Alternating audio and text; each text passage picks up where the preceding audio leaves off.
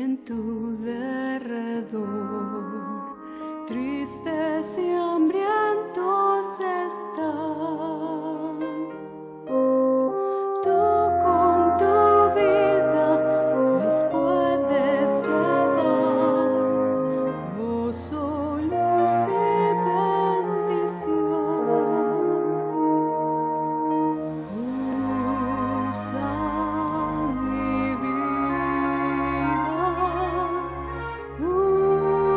usa mi vida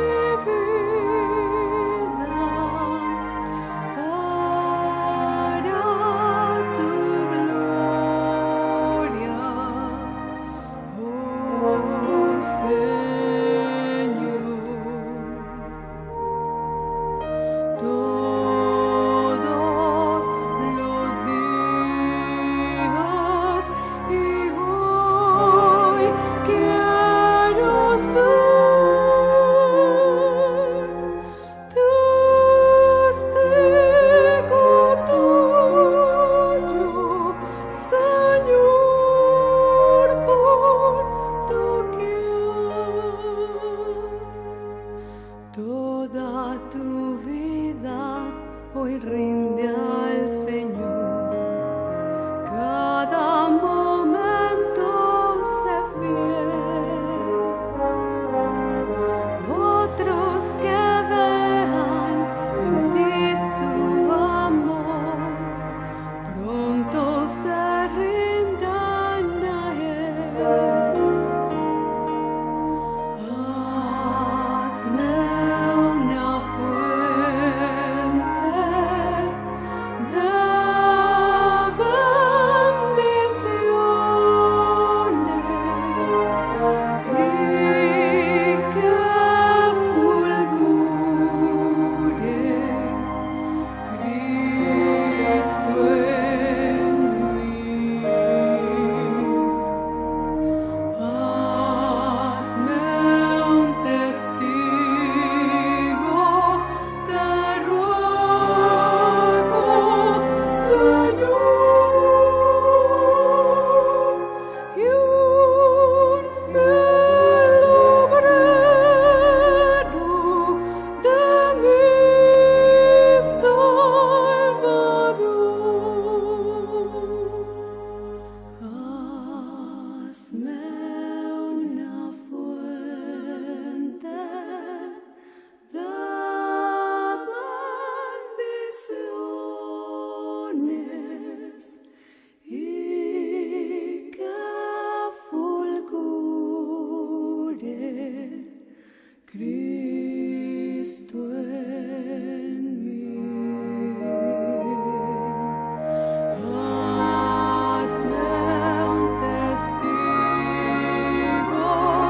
te ruego, Señor, y un fiel obrero de mi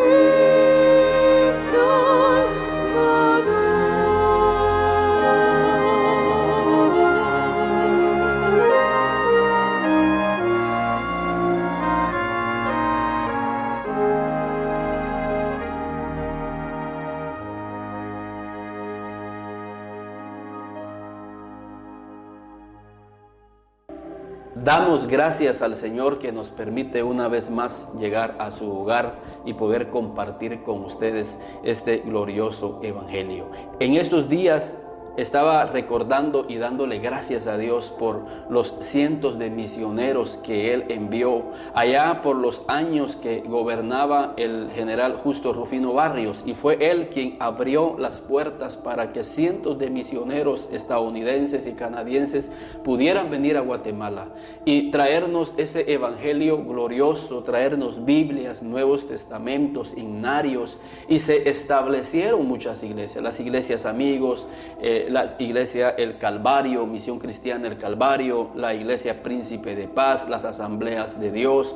Fueron muchas iglesias que fueron establecidas por estos misioneros que fueron enviados por Dios y vinieron a dar su vida y a dejar su vida aquí en estas tierras de Guatemala. Y a partir de ahí surgieron otros ministerios, nacieron otros ministerios gloriosos que hasta el día de hoy el Señor sigue usando para traer mucha bendición a muchas familias aquí en Guatemala.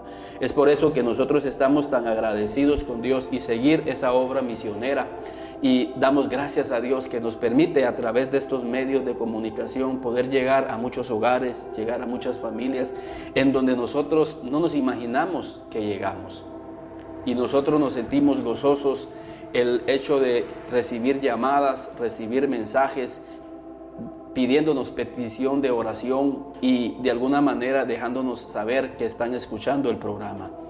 ¿Por qué? Porque la obra misionera debe de seguir y bendecir a otras vidas. Dice la palabra de Dios, dad de gracias lo que de gracia hemos recibido. Así que estamos agradecidos con Dios y dándole gracias por permitirnos participar también en este movimiento misionero, porque sin duda Dios tiene un propósito también para tu vida y poderle decir al Señor, Señor, ¿en qué área tú me vas a utilizar? Entonces es un gozo para nosotros el llegar a su hogar a través de estos programas y bendecir sus vidas. En esta oportunidad quiero precisamente hablar acerca de ese trabajo que el Señor nos manda. Y quiero que entremos a considerar lo que dice el libro de Juan en el capítulo 5 y poder sacar unas lecciones preciosas que hay en cada uno de estos versículos y poder recibir una luz, una visión de lo que Dios nos manda a nosotros que hacer. En la vida cristiana lo más importante es que nosotros obedezcamos. Señor, pero ¿qué vamos a obedecer? Lo que está en la palabra del Señor. Fíjense, el Señor Jesús le dice a sus discípulos, por tanto, id y haced discípulos, bautizándolos en el nombre del Padre, del Hijo y del Espíritu Santo. Esa es una parte de la Gran Comisión. Pero la otra parte de la Gran Comisión es bien importante. Dice, enseñándoles que guarden todas las cosas que Jesús mandó. Entonces, el propósito de Dios es que nosotros obedezcamos lo que Jesús nos enseñó. Y en el libro de Juan, en el capítulo 5, vamos a encontrar cómo era la vida de Jesús. Y de acuerdo a esa vida, nosotros vamos a obedecerla para poder cumplir lo que Él también manifestó. Así que veamos ahí qué nos tiene Dios aquí en el libro de Juan, en el capítulo 5. Y dice la palabra del Señor. Después de estas cosas había una fiesta de los judíos y subió Jesús a Jerusalén. Entonces en Jerusalén se estaba celebrando una de las tres principales fiestas que los judíos celebraban. Y esta fiesta era la fiesta de los tabernáculos. Y como todo judío creyente, Jesús y sus discípulos llegan a Jerusalén emocionados para poder estar en esa fiesta.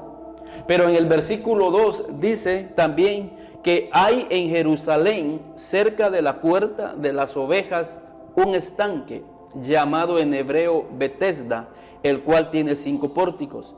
En estos yacía una multitud de enfermos, ciegos, cojos y paralíticos que esperaban el movimiento del agua. Entonces Jesús y sus discípulos llegan a Jerusalén. Y ellos, al entrar a Jerusalén, se presenta una encrucijada.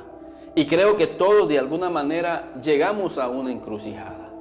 Llegamos a ese punto en donde hay que tomar una decisión, una de dos decisiones. Si vamos a tomar este camino o vamos a tomar este otro camino. Si vamos a manifestar esta actitud o vamos a manifestar esta otra actitud.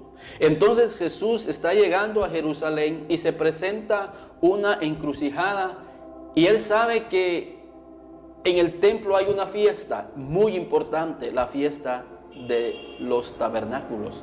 Pero también Jesús sabe que en Jerusalén también hay un estanque, hay un pórtico en donde hay una gran multitud de enfermos, de cojos, de paralíticos. Es obvio que quizás los discípulos le estaban diciendo al Señor Jesús, mira, vamos a la fiesta.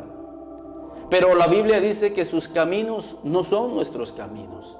Y este capítulo de Juan, capítulo 5, nos va a presentar uno de los caminos que Jesús manifestó. Porque sí, era muy fácil quizás irnos para la fiesta, pero el Señor Jesús, como sabemos, Él fue al estanque de Betesda. Fíjense, esto me recuerda a mí cuando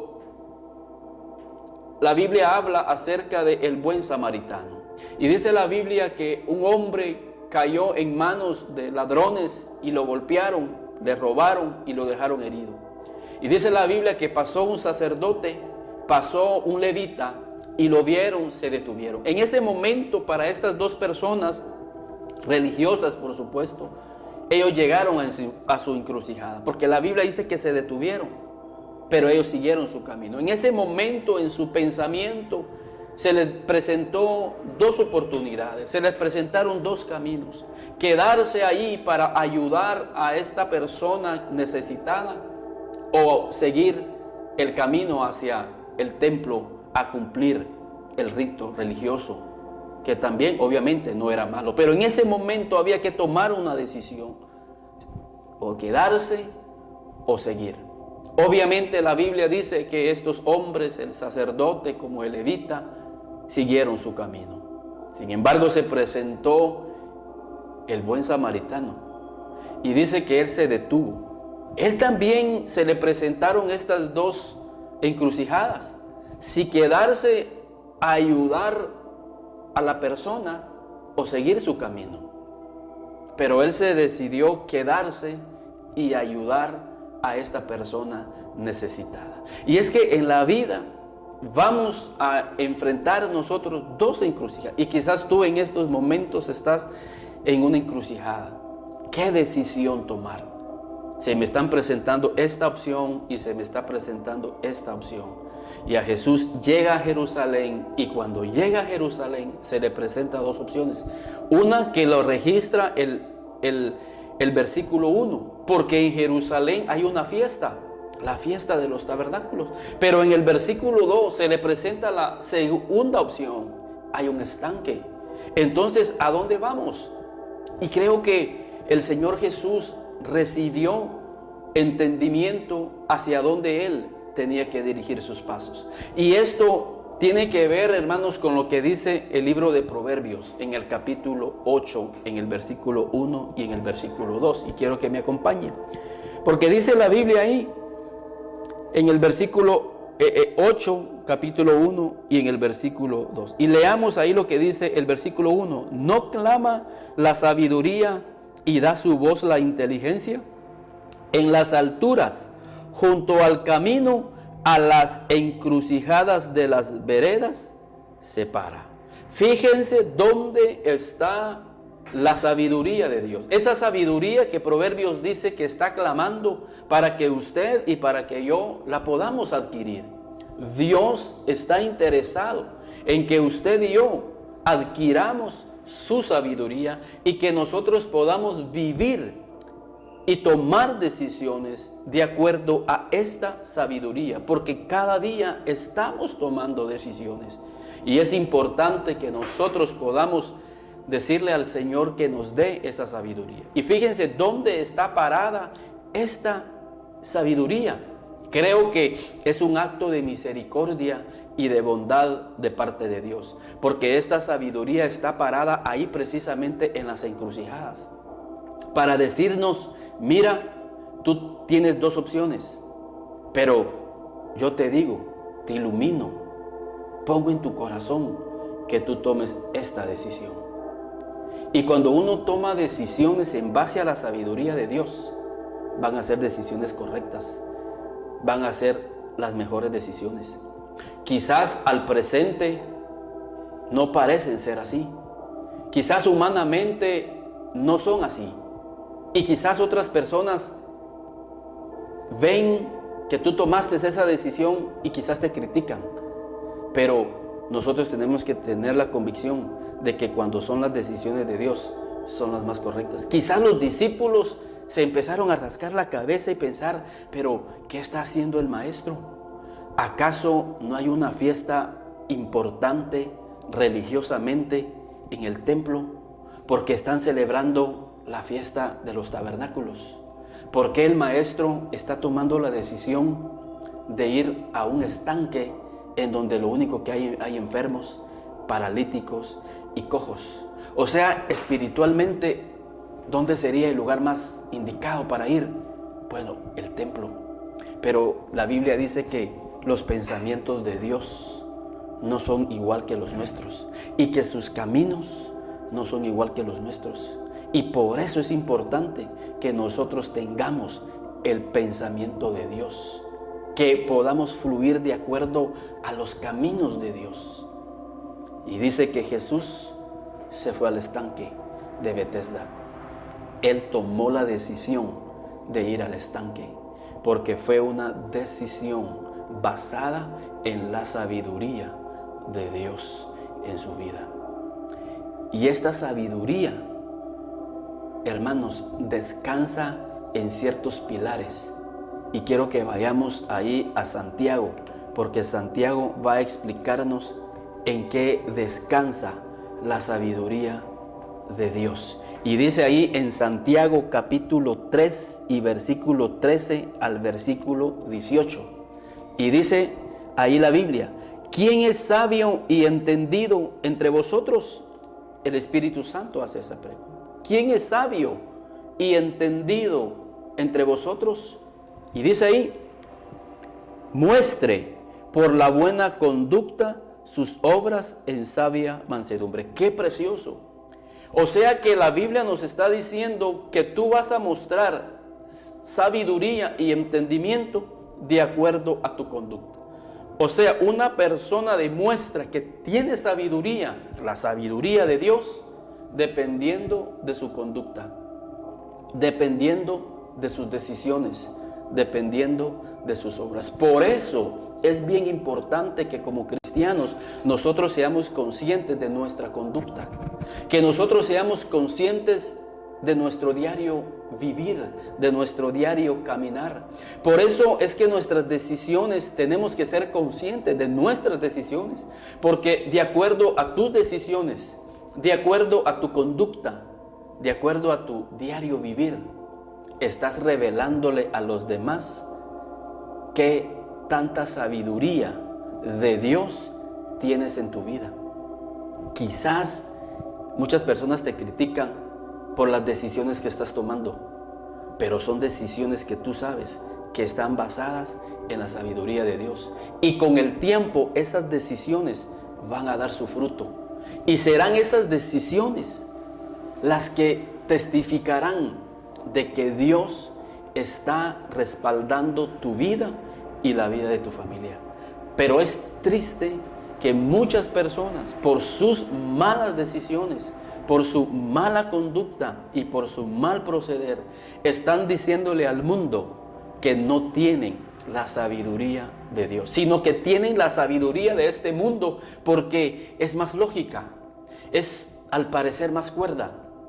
Pero no, hermanos, en esta oportunidad Proverbios dice que la sabiduría de Dios clama porque quiere estar en tu vida, y tú tienes que pedirle al Señor esa sabiduría. Tienes que acercarte a Dios en oración y pedirle al Señor esa sabiduría, y Dios sin duda va a derramar el espíritu de sabiduría en tu vida y en tu corazón para que nosotros tomemos las mejores decisiones cuando nos enfrentemos a las encrucijadas de la vida. Cada día estamos tomando decisiones importantes, y esas decisiones no solamente beneficiarán tu vida, sino la vida de tu familia y la vida de los demás. Pero también esas decisiones van a afectar negativamente no solamente tu vida, sino la vida de tu familia. Entonces Santiago está diciendo: ¿quién es sabio y entendido entre vosotros? Muestre por sus conductas esa sabiduría. Y Jesús, al tomar la decisión de ir a Betesda, estaba mostrando a través de esa conducta que en él reposaba una sabiduría tan especial de parte de su Padre, y tomó esa decisión. Y creo que hoy por hoy nosotros, al ver esa conducta de Jesús, decimos: qué conducta más maravillosa la que mostró Jesús, el irse a un lugar a poder ayudar a los necesitados. Por eso es de que el levita y el sacerdote que aparece en la historia del buen samaritano, esa conducta de ellos no demuestra la sabiduría de Dios en la vida de ellos. Pero era obvio, porque la religión nunca te va a dar la verdadera sabiduría de parte de Dios. Ellos pensaron que estaban haciendo lo correcto al tomar la decisión de dejar a ese necesitado ahí e irse. Creo que hoy por hoy vemos que no fue la mejor decisión.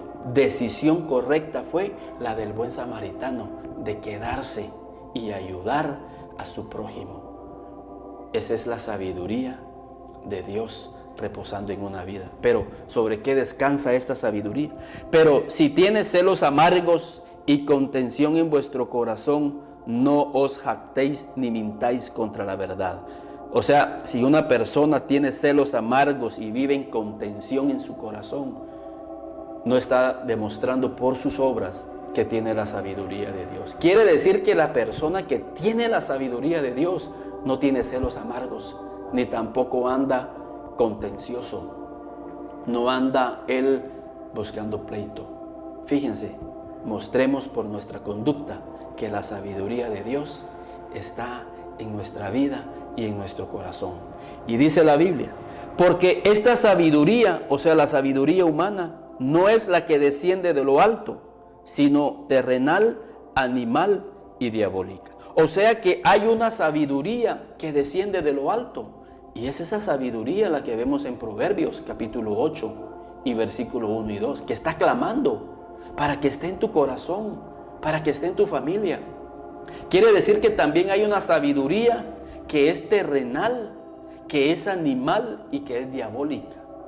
Entonces, ve, hay una encrucijada y tú decides si tienes la sabiduría de lo alto o tienes la sabiduría de este mundo. Por eso es que le digo yo a los alumnos en la universidad a los cuales yo comparto, es cierto, la universidad nos da una preparación académica, pero que no nos detengamos en esa preparación, sino que busquemos a través de la palabra de Dios, a través de la intimidad con Dios y del encuentro que tengamos con Jesucristo y el Espíritu Santo, poder adquirir una sabiduría que es de lo alto. Esa sabiduría que nos va a hacer andar por el camino correcto, por el camino honesto, por el camino de la justicia, haciendo por nuestra conducta realmente una sabiduría que demuestre que Dios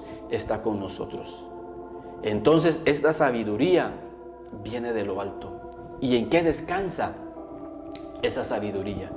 Dice en el versículo 17, pero la sabiduría que es de lo alto, otra vez recalca, pero la sabiduría que es de lo alto, fíjense, esa sabiduría que viene a través de Jesucristo es primeramente pura, ¿sí? La sabiduría de Dios es pura, no es contaminada.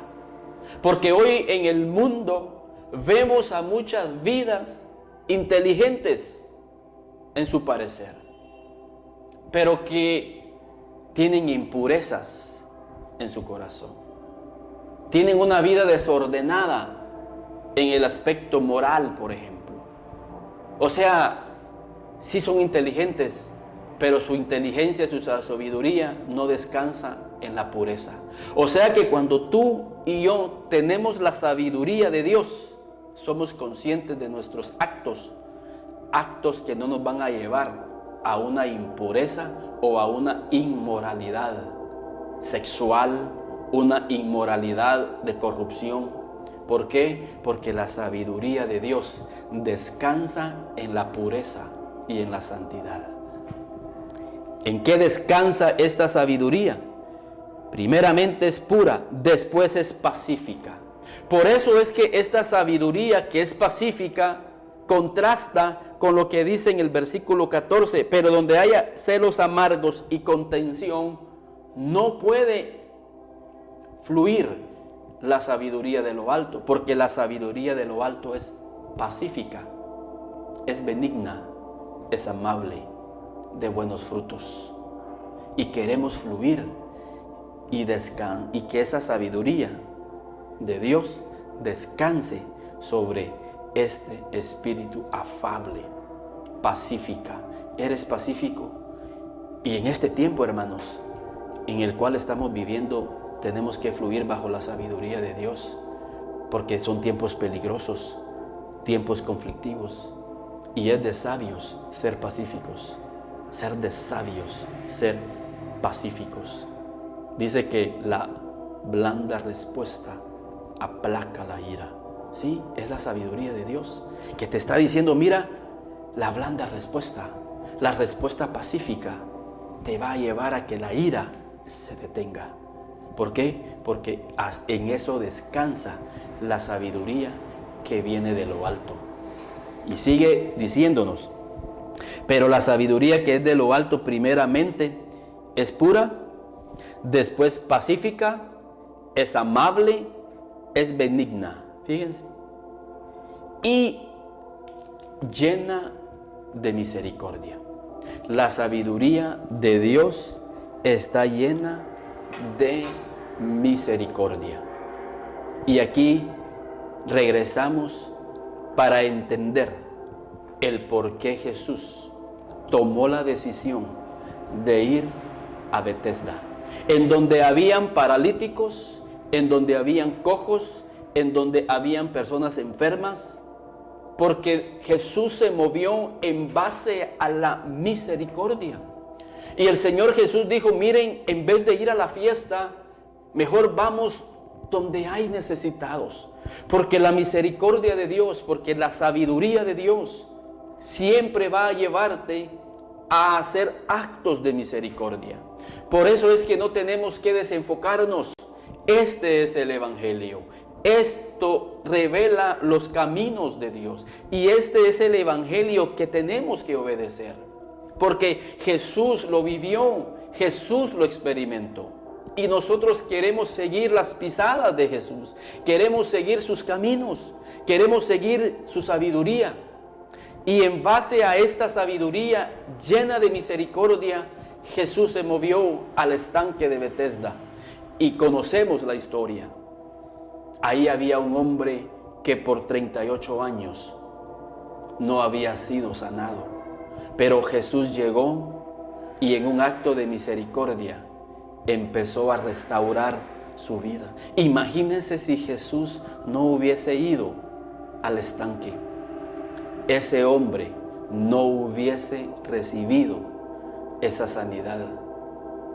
Y hermanos, en nuestro diario vivir, alrededor nuestro, hay muchas vidas que por nosotros no fluir bajo la sabiduría de Dios, bajo el entendimiento de Dios, bajo la misericordia de Dios, siguen caminando igual, necesitados de una palabra. Y quizás Dios, sin duda, quiere usarte a ti para llevarle a esa vida una palabra que los haga caminar. Dios quiere usarte a ti para llevarle una palabra que pueda sanar el corazón de esa vida. El Señor quiere mover las aguas a través de tu vida. Y creo, hermanos, que aquí hay una expresión, que quizás es la expresión por lo cual a mí me motivó a estudiar esta escena. Porque realmente así hay muchas vidas hoy. Y esto lo dice ahí, hermanos, en el versículo 7, porque conocemos la historia. Porque un ángel dice que descendía de tiempo en tiempo en el estanque y agitaba el agua. Y el que primero descendía al estanque después del movimiento del agua quedaba sano de cualquier enfermedad que tuviese.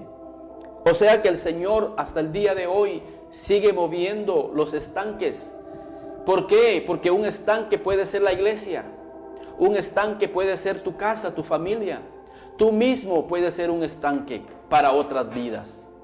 El Señor lo que quiere y está haciendo en este tiempo es moviendo las aguas. ¿Y cómo mueve el Señor las aguas? A través de su Espíritu Santo. Dice en Génesis capítulo 1, Y en el versículo 1 al 3, que en el principio el Espíritu de Dios se movía sobre la faz de las aguas. Y hasta el día de hoy el Espíritu Santo se mueve a través de las aguas. Y entendemos nosotros que las aguas en la Biblia habla de la palabra. Quiere decir que el Señor quiere moverse por su Espíritu a través de la palabra que va a salir de tu boca. Las aguas en la Biblia habla de la palabra. ¿Qué es lo que nos limpia? La palabra. Y el Señor quiere mover las aguas, quiere mover la palabra que está en tu boca, porque a través de esa palabra que el Espíritu Santo va a mover en tu vida, va a llegar a muchos estanques en donde deben de haber paralíticos, enfermos, para que el Señor pueda sanarlos. Pero ¿qué es lo que pasa?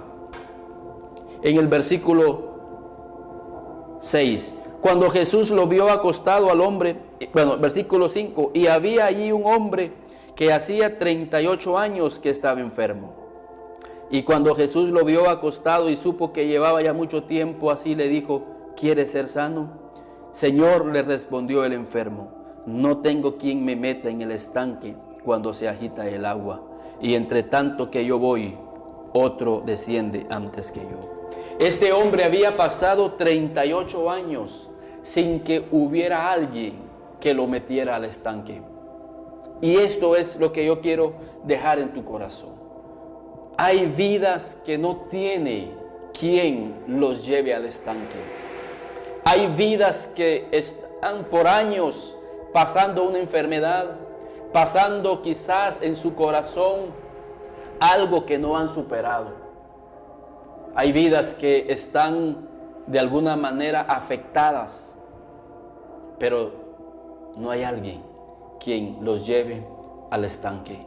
Y muchas veces nosotros decimos: el Señor se movió de una manera grande en nuestra iglesia. Y efectivamente así es, porque cuando el Espíritu Santo está en una iglesia, y eso es lo importante, debe de estar el Espíritu Santo, porque es el único que mueve las aguas, esas aguas que traen sanidad, esas aguas que traen limpieza a nuestro corazón.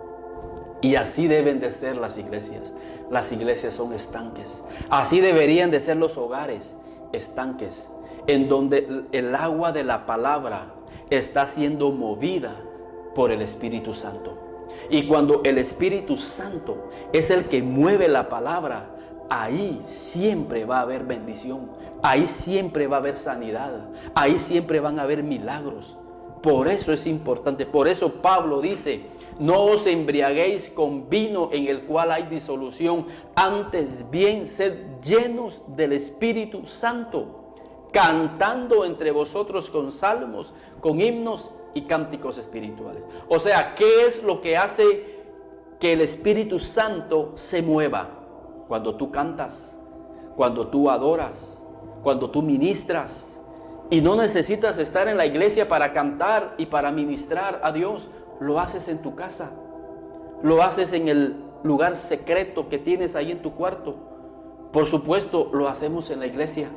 Y cuando nosotros cantamos, cuando nosotros adoramos, hacemos que el Espíritu Santo se mueva y empiece a mover las aguas y empieza a fluir la palabra. Esa palabra que sana, esa palabra que liberta. Como le dijo el Señor Jesús a este hombre por medio de la palabra: ¿quieres ser sano? O sea, Jesús no lo metió al estanque físicamente, sino que fue una palabra que el Señor Jesús por medio del Espíritu le dio a este hombre. ¿Quieres ser sano? Y el Señor Jesús lo sanó.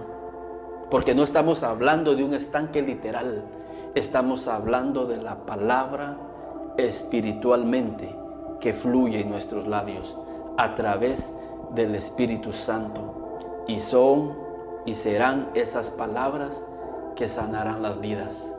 Pero es necesario que muchos estanques, por un lado, estén siendo movidos por el Espíritu Santo, y que cuando tengamos convicción de que es el Espíritu Santo el que está moviendo las aguas en nuestra iglesia, y que es el Espíritu Santo el que está moviendo las aguas en mi familia, y que es el Espíritu Santo el que está moviendo las aguas en mi vida, entonces hay que hacer la segunda parte. Hay que ir a buscar a los paralíticos, hay que ir a buscar a los cojos, hay que ir a buscar a los enfermos, hay que ir a buscar a los angustiados, hay que ir a buscar a los que tienen ansiedad, a los que tienen depresión y ponerlos allí para que cuando el mover del Espíritu llegue, sus vidas encuentren libertad. Pero regresando al inicio, hermanos, y amarrando lo que estamos hablando, hoy muchos solo quieren estar en la fiesta, porque solo se miran ellos. Tenemos la actitud del levita y del sacerdote, porque nosotros estamos viendo al necesitado. Quizás ese necesitado está en tu hogar, ese necesitado está en tu barrio, ese necesitado está en la cuadra donde tú vives, ese necesitado tú sabes en dónde está, pero no nos estamos ocupando de ellos, sino que estamos viendo por nosotros mismos y nos vamos a la fiesta. Y sabiendo nosotros que la fiesta sí es una fiesta del Señor, porque la fiesta de los tabernáculos era una de las 3 fiestas que Dios había establecido. Estamos en la fiesta, pero ¿qué de aquellos que hemos dejado afuera? Que nosotros sabemos que están necesitados de ser llevados al mover de las aguas. Y creo que en esta oportunidad, que este mensaje nos inspire, nos motive y nos confronte a que nosotros seamos usados por Dios para llevar a muchas vidas a las aguas. Y que ya no se escuche esa frase del versículo 7, no tengo quien me meta al estanque cuando el agua se agite. Porque muchas vidas están deseando estar quizás en tu iglesia. Quizás hay muchas vidas que desean estar un tiempo en tu familia. Hay vidas que quisieran pasar un tiempo contigo, pero no hay quien los invite, no hay quien los lleve. Y esa es la queja que este hombre le tenía al Señor Jesús. Mira, Señor Jesús, no tengo quien me meta al estanque. Y yo sé que se le dan muchas aplicaciones a este versículo 7. Alguien dirá, pero es que el Señor Jesús no le estaba preguntando eso. El Señor Jesús lo que le estaba preguntando era si quería ser sano. Y por supuesto, el Señor Jesús quería que ese hombre fuera sano. Y claro, por naturaleza, el ser humano se va por otro punto, pierde el enfoque. Es cierto, el Señor Jesús le estaba diciendo, mira, ¿quieres ser sano? Aquí está la persona que puede sanarte. Y obviamente el Señor Jesús lo sanó. Pero lo que digo es que hay muchas vidas que no tienen quien los meta al estanque. Y fue precisamente por eso que el Señor Jesús llegó al estanque. Porque Él era el único que podía meter a ese hombre al verdadero estanque, que era el Señor Jesús. Y ese hombre cambió su vida. Y eso es el Evangelio, transformación. El Evangelio es transformación. Pero nosotros tenemos que llevar a muchas vidas a esa transformación.